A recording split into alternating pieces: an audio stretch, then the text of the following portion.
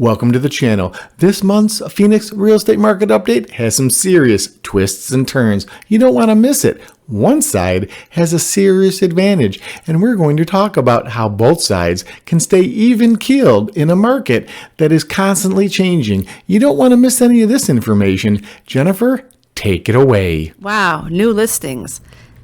Last month there were 7,294, and the previous month there were 8,619. And last year, this time, there were 7,146. Wow, that's a pretty fitting word for new listings. Yes, we're down significantly from last month, but we're right about where we were last year. Look, although everybody wants the facts and figures and they dial in on them, heck, I'm a numbers guy myself, it's not always a true picture of what exactly you need or you're looking for, or perhaps both. There are different numbers that affect the real estate market based on zip codes, towns, styles of houses, subdivisions. It gets kind of crazy. That's why you want a professional to navigate you through the buying and or selling process.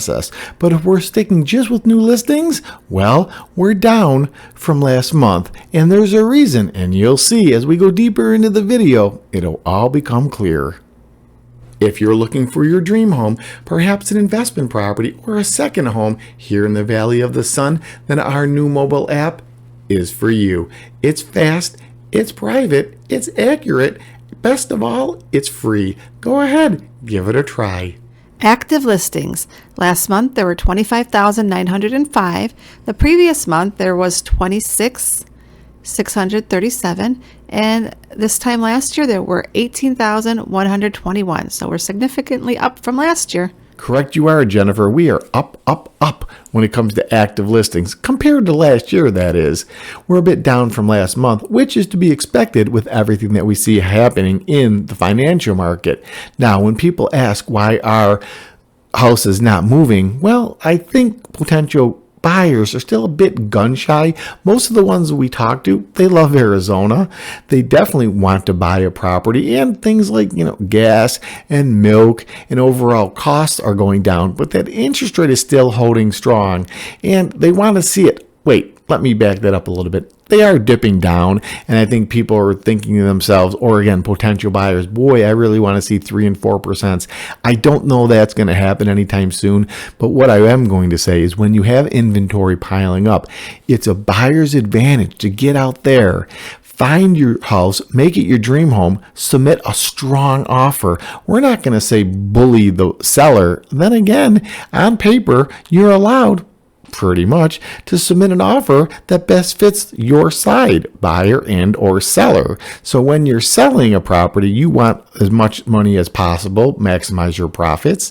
And when you're a buyer, you want to make sure that everything falls in line. And when I say everything, the big things, price obviously, repairs and or move in time that best fits your needs. Well, when inventory is this high, you're technically allowed to make the offer stronger than you may have back if the market was different, meaning there was very limited houses for sale. But when there's this many houses for sale, sellers have to understand that any offer that may come in might be the only one that comes in. So they really want to take a good look at it. And if they have professional help on their side, listing agent or listing agents, that listing agent is going to guide them, give them advice. And, there's always the availability for another offer to come in, or chance another offer comes in, but will it? We don't know. So while you have the proverbial bird in the hand, your best form of attack, if you want to word it that way, is to renegotiate, counter offer as we call it, the offer that the buyer submitted. No seller has to accept the offer. They can flat out cancel it. They could accept it, or they can, again, renegotiate, kind of like a tennis match, back and forth until they find the middle. And if they don't, they don't. There's also other steps before the house is actually sold. So the very beginning part, as I've mentioned, is for a buyer to get out there and shop. If they find the property, house, to be their home, so be it. There's no pressure on them to actually pull the trigger, but what a great time when inventory is through the roof. And that is my humble professional advice to anyone thinking about buying a property right now. If you don't find the property, at least you had the experience, the buying process as it were, because you know what? Buying a property is stressful. I'm always going to give it to you straight. And that's one of the things that I really pride myself and the whole Mr. Rogers Homes team on. We're going to help buyers and or sellers. And while I'm on that note, although we see active listings at an all-time high, I think it's a 10-year high as a matter of fact, that doesn't mean no seller is going to be able to list their house and have a buyer find it and fall in love with it and submit an offer. Properties are coming and going all the time. Arizona is a great place to live. And you know what? Sometimes it really doesn't matter the price, the timing. It just matters that you, the buyer or seller, are happy with what the contract or negotiations or final end result will be. Life is short. Sorry for babbling, but boy, I really care about you and your family and buying, selling, renting, investing in real estate. That's why I put these videos out. It's not for the love of country. It's just because I love what I do. And right now, with inventory being so high, and I'm pretty sure I said this before, buyers, get out there and just see what's what. Sellers, keep your properties in tip-top shape. You never know when there's going to be a knock on the door and somebody wants to tour your listing. Please click subscribe, like, leave us a comment. That truly helps this channel grow. Closed listings. Last month, there were 6,571. The previous month, there were 6,594. And last year, this time, there were 6,273. Closed listings. I'll keep this one short and sweet because the last statistic, active listings, I may have went a little bit overboard on the yip yapping. Then again, I care. You can see with closed listings, we're up from last year, we're down from last month, but we're relatively the same over a 12-month period, which means that houses are being put up for sale and being sold. And like life and oceans, real estate has its ebbs and flows. So the good news is properties are still being sold. So fear not, sellers. It's not all bad news for you. You just have to make sure you follow the 3 P's: price, product, and promotion. We could talk about that later, or you could watch other videos on the channel. But my point being is properties are still being sold here in the Valley of the Sun. We just have to make sure that if we're a seller or you're selling your property, you do it correctly. And buyers, you can be, again, selective, but ultimately, if you're out there looking for a house to turn into your home, you're going to find one. So you will become, as they say, a statistic of closed listings. And that's what I'm hoping for you. Everybody wants to win. Here comes the crowd favorite, average sales price. Last month, we were at $590,718. And the previous month, we were about $22,000 higher at $612,996. And last year, this time, we were at $592,017.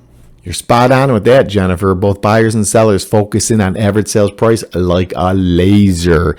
Of course, for different reasons. Buyers always want prices to tank into the basement, and sellers always want prices to go through the roof. Boy, I love using that analogy when it comes to explaining real estate terms, especially prices. What's ironic, however, is many times buyers are actually hoping that as soon as they close on the property, the price goes up and away, but not before they purchase. And then the sellers who are actually going to buy after they sell, yes, they want top dollar when their house is for sale or they're negotiating a contract. But as soon as their property is sold and they're out looking for another home, they're really hoping prices dip. My point to this story is that right now we see that we lost about $22,000 profit-wise if you're looking at the average sales price from last month. However, if you look at last year, we're right about where we were, in fact, up a little bit. So having an even flow, steady grow with property, which many consider an investment, is a good thing. You really don't want to see it spike and valley. That can give people serious stress. So when you see prices for homes holding their own, that's a good thing. Sellers, you just have to understand that profit is profit. Nobody goes poor from taking it.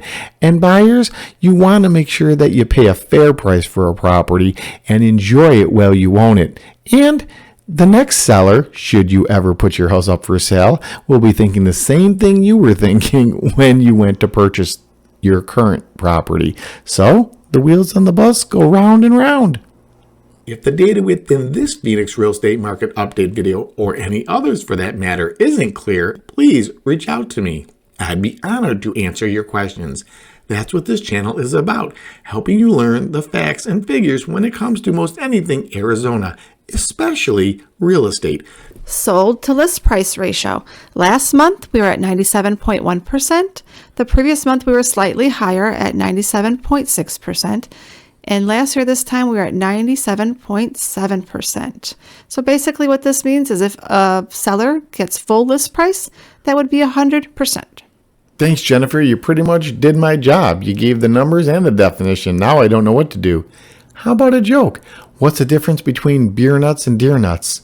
Beer nuts are $3.99. Deer nuts are under $1. Ho! Okay, I'll stick to real estate. Monthly supply of inventory. Last month, we were at 3.9. The previous month, 4.0. And last year, this time, 2.9. Most anyone that enjoys our monthly market updates, and if that's you, thank you from the bottom of my heart. Truly means the world to us. Continue to do so.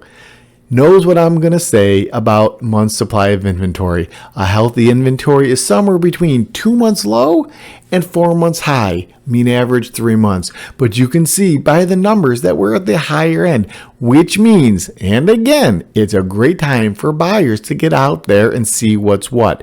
Again, no pressure, at least not from anybody on the MisterRogersHomes team, for you to buy a property, but it's a great time to experience the process. Look at some properties, the surroundings, start narrowing in the size of the house, the style of the house, the area, the amenities.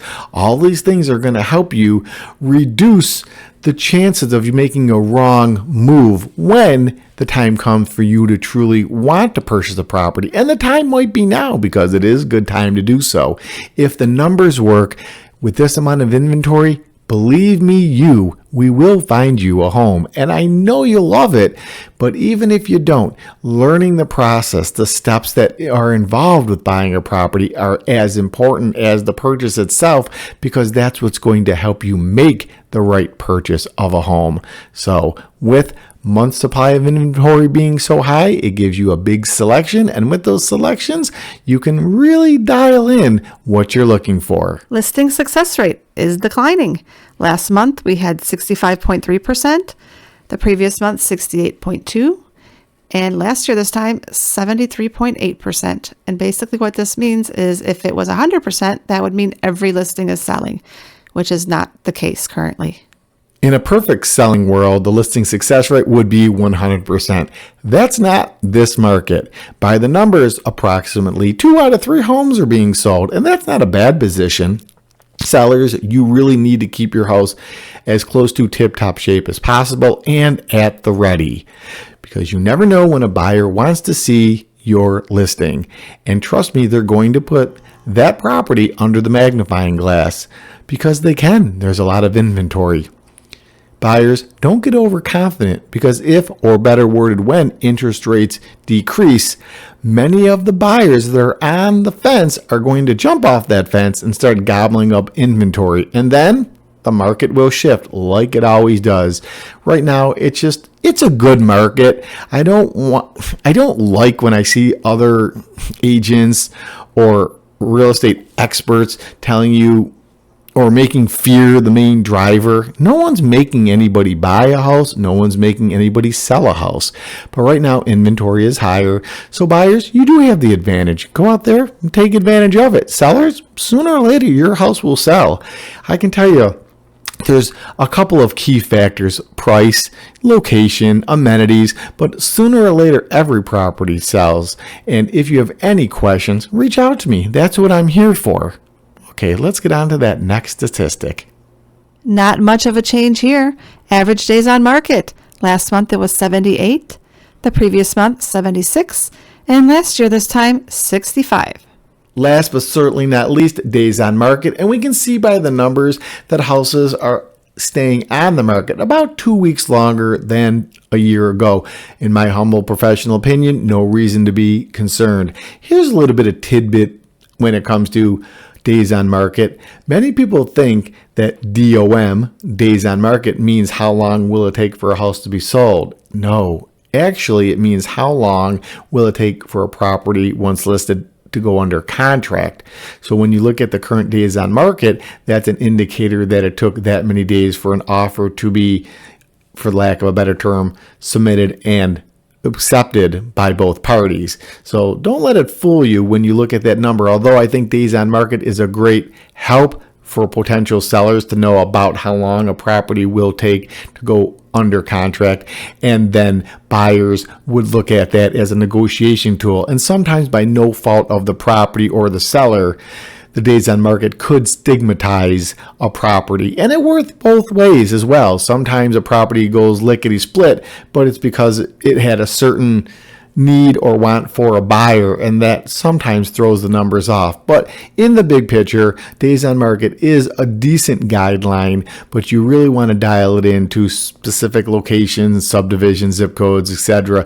That's a more micro way of looking at days on market. But in general, that's exactly what that number statistic is supposed to do for us, give us an idea of how long, once a property has a for sale sign in the front yard, that it will go under contract. And that's what I have to say about days on market. If you like this video, make sure you check out this one. I'll see you over there. Until next time, take care. God bless America. I'll talk to you soon.